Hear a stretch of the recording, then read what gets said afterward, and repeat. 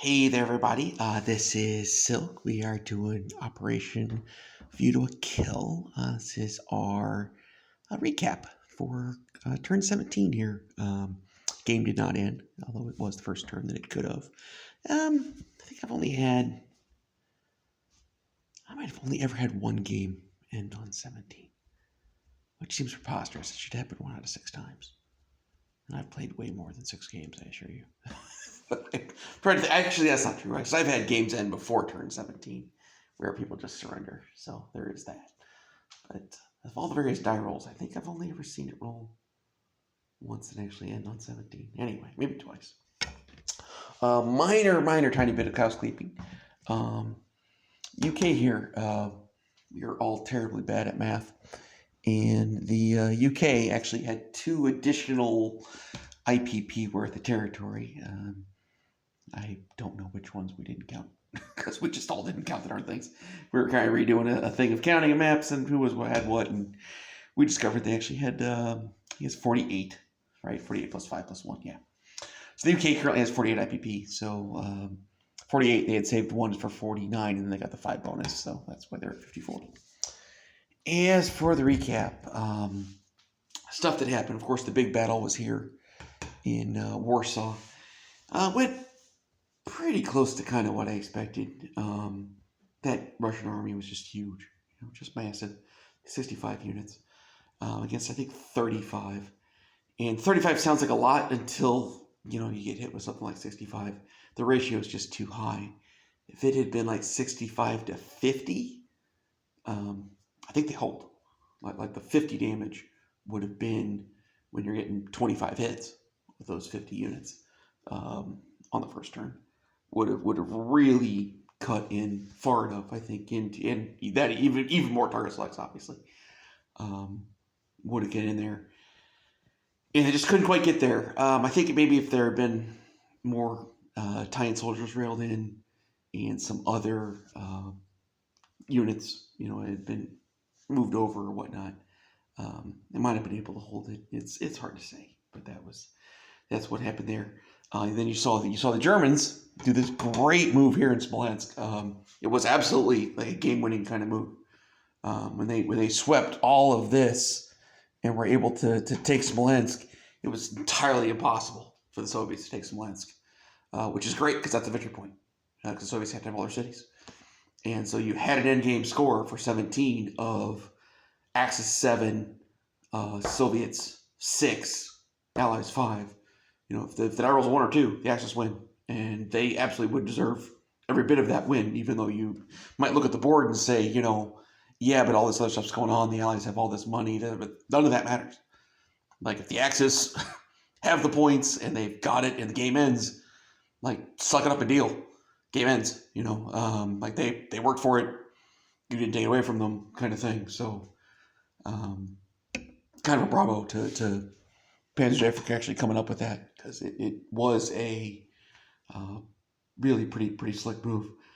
The Soviets got really lucky, though, cleaning up all this. They should not have been able to do that as well as they did, but dice are dice. Like, that happens.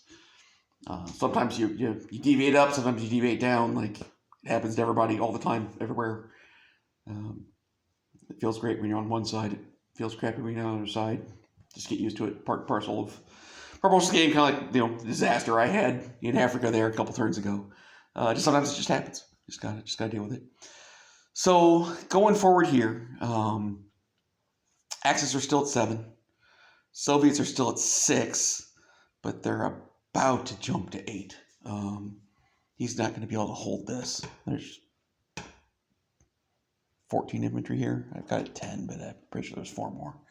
I got to get a thing for way more dudes than what he can defend Smolensk with. So they're going to have to leave. So that'll give a point to the Russians. And then I think they've got enough guys here, because there's only 4 infantry here in my AAA. He'll have to get diced something horrible. Although if the AAA gets 2 hits, which is what I'm hoping for, Istanbul might hold. but it probably doesn't. That's pretty unlikely. So he's going to take that, and then that'll take him at 8 points. Allies are at 5. Axis will still be at 7. But the Axis are not going to have an easy way to get to 8. and the Allies are not at all even close to getting to 8. For all of our work here, all of these dudes are still hanging out here in Malta. We're not even close to being able to fight that. We don't have the force yet to deal with this fleet here off of Gibraltar there. Things are looking much, much better for the Allies over in the Pacific, and we might score a point there. But we're not going to score 3 unless the dice are super, super nice with us for the American tech roll. That is our hope, is that there is only a single stage of rockets left to complete. So you got a 1 in 4 chance, basically. Or 1 in 3, actually, right? 9 plus, yeah, 1 in 3. 1 in 3 chance that the Americans will unlock rockets, and that will grant the Allies a tech point, and maybe that'll get us to tie the Russians at 8. But we're really more likely hoping out that the die roll fails again next turn, and we can try to do some things on turn 19 and or 20 if the dice will be nice enough to us long enough. We've got some forces up here. That's going to get the Soviet attention. You guys kind of saw that with the U.S. Sweeping in to take Sweden. That's going to give them some nice options. We had talked about it a couple turns ago. And this is the turn we decided to kind of aim for to execute it. So we've got some units up there that'll get some of the attention from the Russians. They'll come in here. I'll come in here. We'll fight back and forth a bit. He's just getting more dudes than I am, but at least I get to tax him a little bit. And hopefully if he has to split some units up there and some units down here, the Germans are going to be able to get time, which is what they need. And if at any point this falls, the Soviets lose 2 points. So they have to also somehow protect this from airborne attacks and whatever else kind of stuff. So this game's not over. I guess is probably kind of the key thing to look for. Soviets are in a good spot though. They are definitely in a winning position. Allies have a bunch of money though. We have a pretty giant set of cash, and the Axis still have a good chunk of offensive units to spend on things. Over here in the Pacific, mostly just some cleanup stuff going down here in the south. Went ahead and grabbed this, of course, because it's $4 off at Japan. They were nice enough to not hit me. That was a little unexpected, but again, dice can't hit you all the time.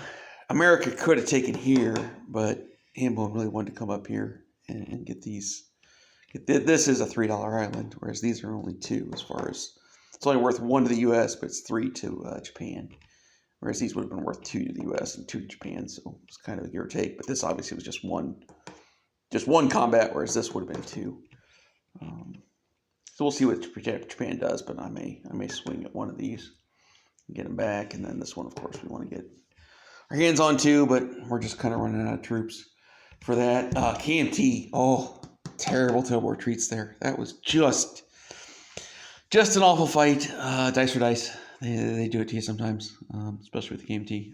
I've lost planes on more than one occasion with the KMT due to a whole bunch of units retreating, and then suddenly you don't have a soaking unit to eat the casualty. Not really anything you can do about it. You just kind of gotta suck it up and give it a go again. We'll see what Japan does here. They've got a lot of options. I mean, he still has just about... Actually, I gotta put his infantry. He's got infantry here and infantry here and infantry here. I gotta put all them on the board. Just plenty of options. The Americans have kind of decided not to put their fleet in one spot and kind of expose it for a single climactic fight. They're trying to kind of spread out the forces and try to make it so that this guy's here along with another one. I got to get my other battleship out. I'm looking at my boards here. Second baby here.